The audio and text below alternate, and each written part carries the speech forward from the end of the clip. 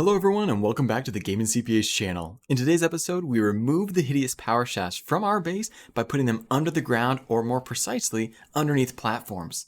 But before we get into that, I want to say a huge thank you to everyone who has watched and subbed to the channel. The growth has been exponential these past few weeks, and I cannot thank you all enough for the amazing support. With that out of the way, let us dive into today's mission. First off, what I want to do is take every single power shaft and move it underneath the ground. Or more specifically, underneath the very central path my beavers and golems walk on. By doing it this way, it will allow me to expand my power with ease, because as I build new pathways, I will also be running the power shafts out to the new districts. I also want to clean up my commercial district so that you cannot see a single power shaft whatsoever. The idea is to make a view that is very appealing to the eye. First things we need to do is start at the main power source, our Omega Dam. I start covering up the power shafts as these cannot be moved at all since they are at the water wheel height. I then change up my path so that it runs along the new platform blueprint. The path helps to hide the true reason of the platform in the first place, adding to that camouflage aspect. Now we need to be careful as we remove power shafts, as they will end up leaving my golems charging stations without power. So I need to remove small portions at a time and quickly rebuild the new underground power shaft. Before I forget, I have disabled the connection of the main base and the Omega Dam, so I go ahead and turn on my power station so that the commercial district can continue operating at 100% capacity. I love a good old fossil fuel backup plan. Now the nice thing is, I can technically work on multiple areas of my base at once. So I go into the middle of the base and start figuring out a way to connect my farming district to the Walgi district. Everyone's favorite part, boom! Now we fill it in with the power shafts and platforms to cover it, then a pathway on top to complete the camouflage. Totally unnecessary, but I saw that I had a cool opportunity to make a fun little piece of art by placing a triple floodgate in between the levees and bridges. Next, we go back to the now finished connecting point between Farm and Wall G. To try and power the charging stations, I'm going to use the building as an intermediary and pass the power from the main power line to the charging stations. That means I must get the power to the building in the first place, and I need to make sure it is covered. Now, our golem started to get really low on power, so I made a makeshift connection to the main power station to get the charging stations running again temporarily so they could all have a nice little recharge. My very first lumber camp's charging stations had been without power for a while, so I removed the power shafts that were above the walkway and am now connecting and constructing a new setup that is hidden underneath the platform bridge we have installed between Wall G and the lumber camp. This also includes setting up the power connections to our grist mills in the area as well. Quick Timberborn tip: if you find yourself struggling to get your mouse to build underneath platforms, just go to the top right of your screen and lower the level you are viewing to the one you are currently working on. Next, we go up to the top of the Omega Dam and start hiding some of those power shafts that are way too visible and come up with a pathway to transfer the power underneath the platforms and over to the charging stations. Then we get to work on connecting the Omega Dam to the main power line. First off, by removing and demolishing the pathway. Next, I end up placing down the power shafts and platforms.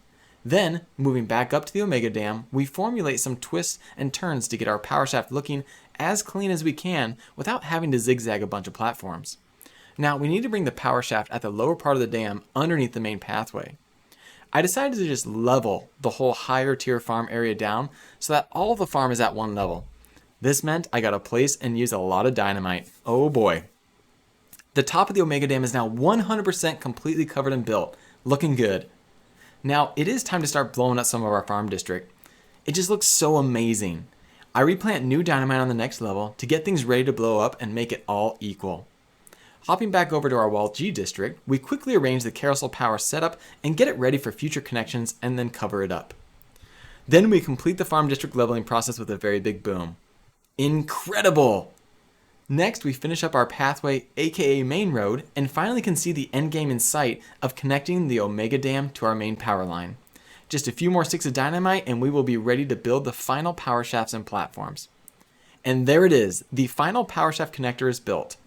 Now all we must do is connect our main power line to the commercial district through the hot tubs and make a few other tweaks, and we will be running 100% off an underground power shaft network. However, we begin to run into some problems as we try to move the main power line through the Wall D district, as our drop-off point needs a road to be accessible. However, we must remove the road it is accessing to demolish the ground underneath it and continue our power shaft line. After some time of looking on, I decided to remove the dynamite in front of the point and instead leave the path there and create a new drop-off point so that I could have access to dynamite while I finished demoing out the area in front of the drop-off point. As you can see, I am redirecting the power to the hot tubs at the bottom of my screen because that's the real way I plan on powering the commercial district. Now I end up having all my golems out of power sadly in the area, so I am forced to pull some beavers out of retirement to complete the power network and bring power to the charging stations as we are currently in a drought and the Omega Dam isn't producing any power. Next, we need to cover up all of our power shafts within our power station. I wish I had built this all lower to the ground so that it didn't look quite as janky, but it is what it is. Next, we move over to the power shafts that are currently charging the stations for our scrap metal district and start to make some alterations. First, by deleting everything. Then we place some dynamite down to drop the power shaft under the ground and then build platforms to cover them all up. All in all, this might be my most transformative piece on the map, besides the main line at Wall G. Speaking of Wall G, we are now back and ready to continue the main power line through the main pathway in the district. We destroy the ground and place down the power shafts, platforms, and pathway to cover things up.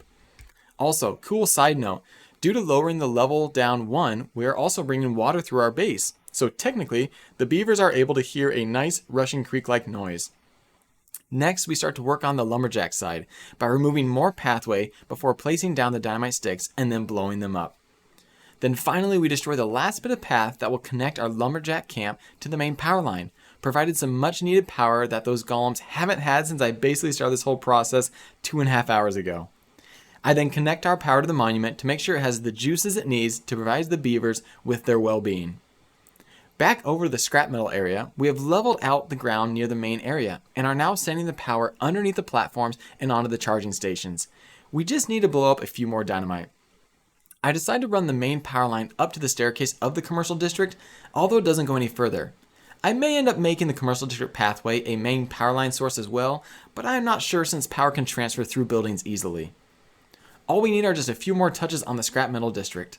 It ended up taking much longer as the district buildings are pretty far away from the build site, so the commute for these golems was quite severe. But just a little while later and we had everything set up to give those golems some much needed power. Now, I had one fuel generator that wasn't connected to the grid, so I had to make a few changes and get it all connected and covered up. The last area I dealt with was connecting some of the buildings on the opposite side of the power station, as they didn't have any power source except that of the entrance to the commercial district, which was going to be demolished. So I ended up using some staircases and platforms to allow me to run power shafts underneath them and connect up the buildings to the commercial district and then connect those buildings to the ones that were powered by the old ways. With that completed, we have officially moved all of our power underground, or technically under platform. Starting with the Omega Dam, we can go through and see the power shafts. While following with the power shaft, let's talk about today's sponsor. Today's video is sponsored by the one and only Super Spouse. My wife has been amazing, but you guys have also been incredible. The channel has nearly doubled in size in just a few weeks, so thank you all so much for the support and feedback. Please let me know in the comments if there is anything you would like to see or that I should change to create more engaging content. You all are awesome, and my wife and I could not be more thankful.